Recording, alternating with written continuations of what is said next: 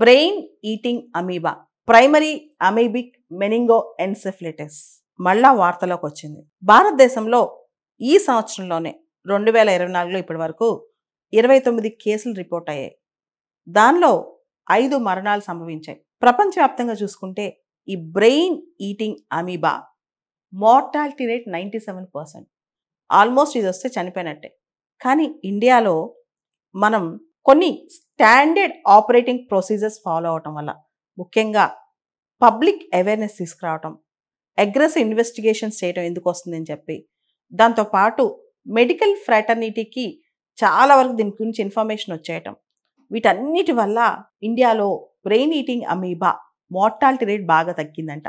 Primary amoebic మెనింగోఎన్సెఫలిటిస్ లేదా brain eating amoeba ఈ mortality rate ఎంత అంటే దాదాపు 1/4 తీసుకొచ్చాం. వచ్చిన వాళ్ళందరూ చనిపోవట్లేదు అనమాట. ఇది గొప్ప విషయం. అసలు ఈ అమీబా ఏంటి? దీని పేరు నెగ్లీరియా ఫౌలరీ అనమాట. అసలు ఈ ప్రైమరీ అమీబిక్ మెనింగోఎన్సెఫలిటిస్ రావడానికి కారణం ఏంటి?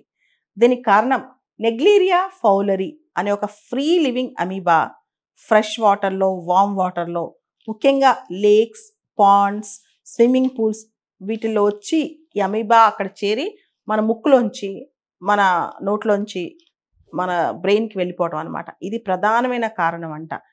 1971లోనే ఇది భారతదేశంలో కేసు ఒకటి రిపోర్ట్ అయిందంట.